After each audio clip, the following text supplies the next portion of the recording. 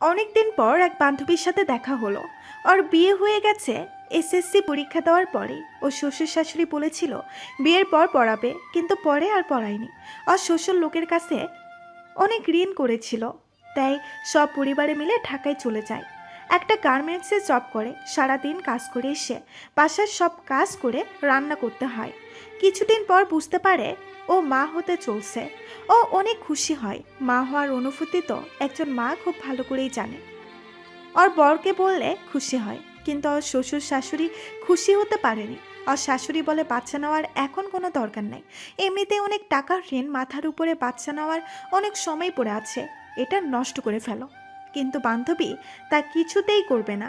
ও ওর বরকে বলেছে প্রথমে ওর বর না করলেও পরে পরিবারের কথা শুনে বাচ্চা নষ্ট করার চিন্তা করে। বান্ধবীকে বলে নষ্ট করে ফেলো বাচ্চাটাকে। বাচ্চা নষ্ট করার পর থেকেই ও ঘুম থেকে চিৎকার দিয়ে ওঠে মাঝে মাঝে। অনেক রক্তক্ষরণ হয় বাচ্চা নষ্ট করার কারণে। তার উপরে না খেয়ে ওর শরীর দুর্বল হয়ে গেছে। অতিরিক্ত রক্ত যাওয়ার কারণে ও সেন্সলেস হয়ে পড়ে। 3 দিন হাসপাতালে থাকে ও।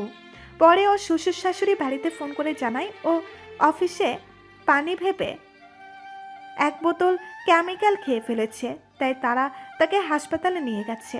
ওরা তাকে বাড়িতে পাঠিয়ে দিবে, কিছুদিন থেকে আবার চলে আসবে। ও ওর বাচ্চাটার কথা বলেই আমাকে জড়িয়ে ধরে কান্না করতে লাগলো। মনে হচ্ছিল কেউ যেন ওর কলিজাটা ছিঁড়ে নিচ্ছে। কি করে পারে একটা পরিবার এমন করতে?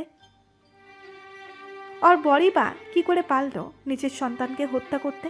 ধিক্কার জানাই এমন বর আর পরিবারকে।